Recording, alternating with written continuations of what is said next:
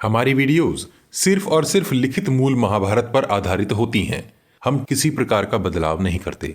जयद्रथ वध की श्रृंखला में अभी तक आपने जाना जयद्रथ को मारने के लिए अर्जुन का शकट गर्भ व्यू में प्रवेश, अलम्बुश और घटोत्कच का भयंकर युद्ध, सात्विकी का कृतवर्मा, द्रोणाचार्य और दुर्योधन को हराना, दुशासन का सात्विकी से डरकर भागना और पुनः युद्ध के लिए आना, तथा धृष्टद्युम्न का द्रोणाचार्य का वध करने के लिए जाना किंतु असफल होना।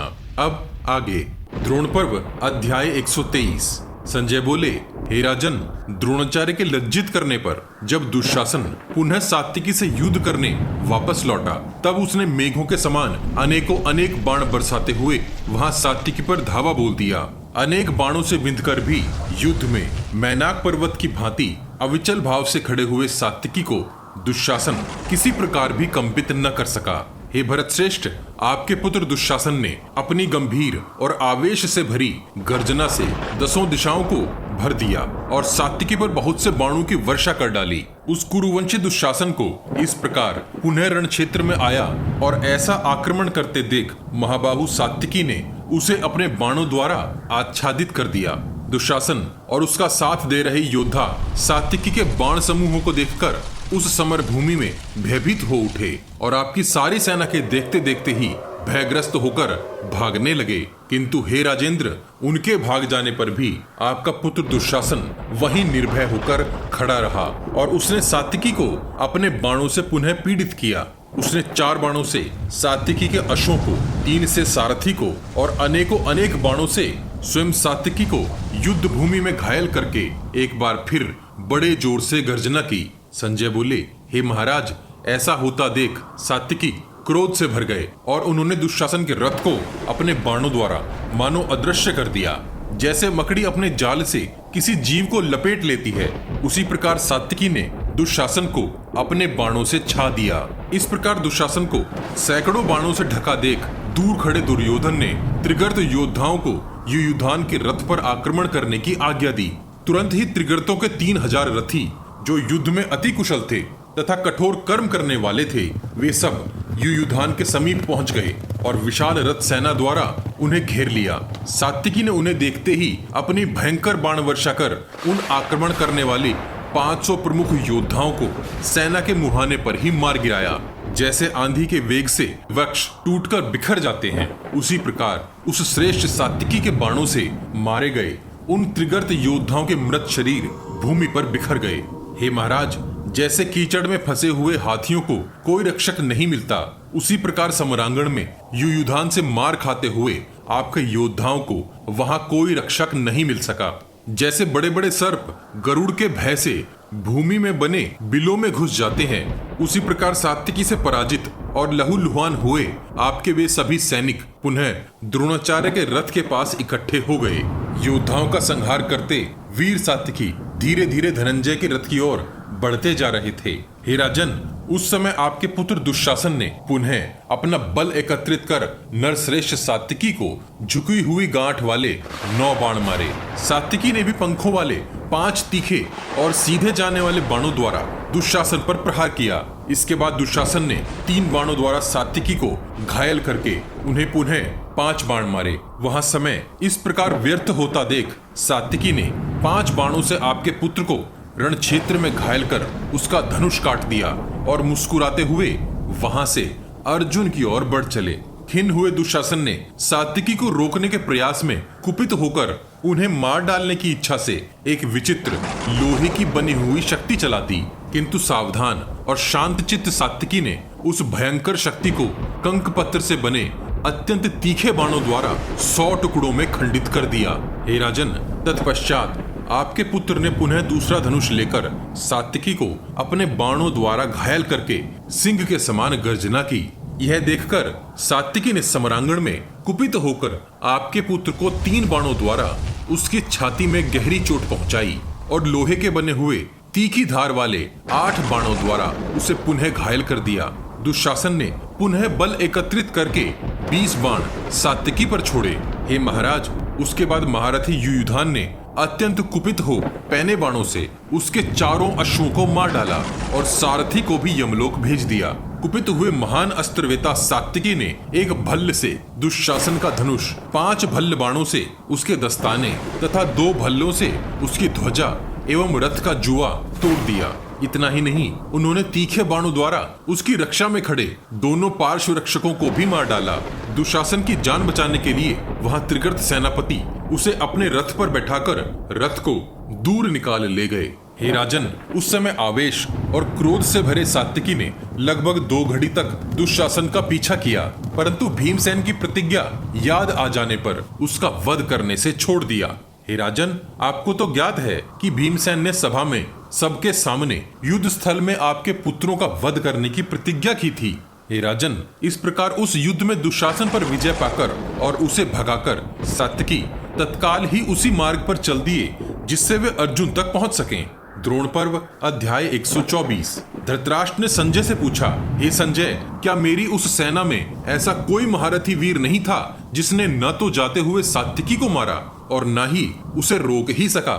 वहां तो इंद्र तुल्य बलशाली सात्विकी ने युद्ध में अकेले ही बड़ा महान कर्म करके दिखाया। हे संजय, इस प्रकार का कर्म तो देवराज इंद्र के लिए भी दुष्कर है। तुम्हारी बात पर मेरे लिए इस प्रकार सहसा विश्वास करना कठिन है। ऐसी बातों को सुनकर मेरा मन अत्यंत व्यथित हो उठा है संजय। जिस प्रकार तुम बता रहे हो, यदि उस प्रकार पराक्रमी सात्विकी ने मेरी बहुत सी सेनाओं को धूल में मिला ही दिया है, तब तो अब मुझे यह मान ही लेना चाहिए कि मेरे पुत्र जीवित नहीं हैं। शोकाकुल धृतराष्ट्र आगे बोले, हे संजय, उस समय अकेले सात्विकी मेरी सेना को पराजित करके कैसे आगे बढ़ा, यह सब घटना तुम मुझे विस्तार से बताओ। संजय बोले, हे राजन, रथ, हाथी, घोड़े और पैदलों से भरा हुआ आपके सैनिकों का कोलाहल प्रलय काल के समान भयंकर जान पड़ता था। हे मानद, जब आपकी सेना के भिन्न भिन्न योद्धाओं के समूह सब ओर से बुलाए गए, उस समय जो महान समुदाय वहां एकत्रित हुआ, उसके समान तो इस संसार में दूसरा कोई समूह नहीं जान पड़ता था। मेरा ऐसा विश्वास है, इस युद्ध को देखने आए देवता तथा चारण समूह ऐसा कह रहे थे कि इस भूतल पर सारे समूहों की यही अंतिम सीमा जान पड़ती है। हे प्रजानाथ, जयद्रथ वध के समय उद्वेलित हुए सैनिकों का कोलाहल ऐसा भयंकर था जैसा समुद्र के जल से भैरव गर्जन हो रहा हो।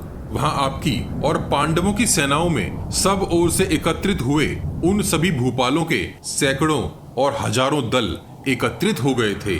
वहां उन सब का महान एवं तुमुल कोलाहल रोंगटे खड़े कर देने वाला था। हे भरत नंदन, वहां नगाड़ों की गड़गड़, पवन को भेदते बाणों की सनसनाहट तथा परस्पर प्रहार करने वाले बलवान मनुष्यों का गर्जन, वे सब मिलकर दिल को कपा देने वाला शोर उत्पन्न कर रहे थे। तदनंतर भीमसेन, धृष्टद्युम्न, नकुल, सहदेव तथा धर्मराज युधिष्ठिर ने अपने सैनिकों को पुकार कर कहा, हे वीरों, आओ सब मिलकर इन शत्रुओं पर प्रहार करो। अपने संपूर्ण वेग से इन पर टूट पड़ो। हमारे वीर सात्विकी और अर्जुन शत्रुओं की सेना में घुस गए हैं। वे दोनों जयद्रथ का वध करने के लिए आगे सुख पूर्वक बढ़ सकें, उनके लिए यहाँ तुम शीघ्रता पूर्वक प्रयत्न करो। हे महाराज, इस प्रकार उन्होंने अपनी सारी सेना को आदेश दिया। हे महाराज, युधिष्ठिर आगे बोले, अगर सात्विकी और अर्जुन ही जीवित नहीं रहेंगे तो ये कौरव तो कृतार्थ हो जाएंगे और हम सब पराजित। अतः तुम सब एक साथ मिलकर इस सैन्य समुद्र में हलचल मचा दो। हे राजन, भीमसेन, धृष्टद्युम्न तथा युधिष्ठिर के द्वारा इस प्रकार प्रेरित हुए पांडव सैनिकों ने अपने प्राणों का मोह छोड़ कौरव योद्धाओं पर धावा बोल दिया। व्यूह के मुहाने पर जब भयंकर युद्ध होने लगा, उसी समय सात्विकी शीघ्रता से अर्जुन की ओर बढ़ चले। हे महाराज, तभी अचानक पांडवों की उस विशाल सेना में राजा दुर्योधन क्रोध से भरकर प्रविष्ट हो गए। वह भयंकर संग्राम वहां उपस्थित समस्त प्राणियों के लिए महान संहारकारी सिद्ध होने लगा और अनेकों अनेक योद्धा मरने लगे। धृतराष्ट्र ने संजय से पूछा, हे संजय, उस समय स्वयं को संकट में डालकर दुर्योधन ने क्या उस युद्ध में पीठ तो नहीं दिखाई? उस महासमर में बहुत से योद्धाओं के साथ किसी एक वीर और विशेषतः दुर्योधन का वहां युद्ध करना मुझे तो विषम अर्थात अयोग्य ही प्रतीत हो रहा है। अत्यंत सुख में पला हुआ इस समस्त भूमि तथा समस्त राजलक्ष्मी का स्वामी अकेला दुर्योधन बहुसंख्यक योद्धाओं के साथ युद्ध करके रणभूमि से विमुख तो नहीं हुआ था संजय। संजय ने कहा, हे राजन, आपके पुत्र दुर्योधन का शत्रु पक्ष के उन अनेकों अनेक योद्धाओं के साथ जो आश्चर्यजनक संग्राम हुआ था उसे मैं आपको बताता हूँ। सुनिए। दुर्योधन ने वहां पांडव योद्धाओं को सब ओर से उसी प्रकार मत डाला जैसे एक विशाल हाथी कमलों से भरे हुए किसी सरोवर में घुसकर उसे रौंद देता है। आपके पुत्र और आपकी सेना को इस प्रकार संहार करते और आगे बढ़ते देख भीमसेन को अगुआ बनाकर पांचाल योद्धाओं ने दुर्योधन पर धावा बोल दिया। तब दुर्योधन ने पांडुपुत्र भीमसेन को 10, वीर नकुल और सहदेव को 3-3 तथा धर्मराज युधिष्ठिर को 7 बाणों से घायल कर दिया। अद्भुत पराक्रम दिखाते हुए दुर्योधन ने राजा विराट और द्रुपद को 6-6 बाणों से, शिखंडी तथा दृष्टद्युम्न को 20 और द्रौपदी के पुत्रों को 3-3 बाणों से घायल किया। उन सब पर बाण छोड़कर दुर्योधन ने दूसरे सैकड़ों योद्धाओं, हाथियों और रथों को उसी प्रकार नष्ट कर दिया जैसे क्रोध से भरे हुए यमराज समस्त प्राणियों का विनाश कर देते हैं। दुर्योधन ने अपने धनुष को खींचकर मंडलाकार बना दिया था जो हर दिशा में घूम रहा था। वह इतनी शीघ्रता और फुर्ती के साथ बाणों को धनुष पर रखता, चलाता तथा शत्रुओं का वध कर रहा था कि उसे इस कार्य को करते कोई देख नहीं पा रहा था। सब लोग मात्र उसके मंडलाकार हुए धनुष को ही देख पा रहे थे। तभी युधिष्ठिर ने 2 भल्ल मारकर आपके पुत्र के धनुष को काट दिया और उसे उत्तम 10 बाणों द्वारा गहरी चोट भी पहुंचाई। इससे कुंती कुमारों को बड़ी प्रसन्नता हुई। सभी पांडव योद्धा युधिष्ठिर को चारों ओर से घेरकर उनकी सुरक्षा में आ खड़े हुए। हे राजन, तत्पश्चात आपके उस प्रतापी पुत्र ने दूसरा धनुष उठाकर जोर से कहा, खड़ा रहे, खड़ा रहे, और ऐसा कहते ही पांडुपुत्र युधिष्ठिर पर आक्रमण कर दिया। वहां सभी पांचाल सैनिक सटकर खड़े हो गए और दुर्योधन का सामना करने के लिए आगे बढ़ने लगे। तभी उस समय युद्ध में युधिष्ठिर को पकड़ने की इच्छा रखने वाले द्रोणाचार्य ने उन सब पांचाल योद्धाओं को वहां उसी प्रकार रोक दिया जैसे प्रचंड वायु द्वारा उड़ाए गए जल बरसाने वाले मेघों को विशाल पर्वत रोक देता है। हे राजन, फिर तो वहां युद्ध स्थल में पांडवों तथा आपके सैनिकों में महान रोमांचकारी संग्राम होने लगा। तदनंतर जिधर अर्जुन गए थे उसी ओर से बड़ा भारी कोलाहल होने लगा जो वहां के सैनिकों के रोंगटे खड़े कर रहा था। हे राजन, व्यू के भीतर आपके धनुर्धरों की तथा अर्जुन और सात्विकी के धनुषों की भीषण गर्जना सुनाई देती थी तथा व्यू के द्वार पर शत्रुओं के साथ जूझते हुए द्रोणाचार्य और दुर्योधन का भी सिंहनाद प्रकट हो रहा था। द्रोण पर्व का 124वां अध्याय यही समाप्त होता है। अगले भाग में जानेंगे कि किस प्रकार द्रोणाचार्य ने पांडवों के बृहत्छत्र दृष्टकेतु, जरासंध के पुत्र वीर सहदेव तथा दृष्टद्युम्न के पुत्र शतधर्मा का वध कर डाला और युधिष्ठिर का चिंतित होकर भीमसेन को भी अर्जुन तथा सात्विकी की खोज में अंदर व्यू में भेजना।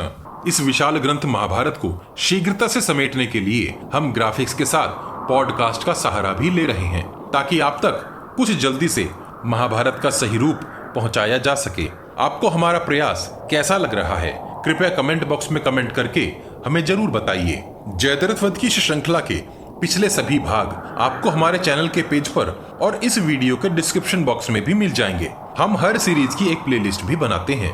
उम्मीद है आप हमारी वीडियोस अपने उन दोस्तों को शेयर जरूर करते होंगे जो महाभारत का सही रूप समझना और जानना चाहते हैं। आपके हर शेयर से हमारा मनोबल बढ़ता है।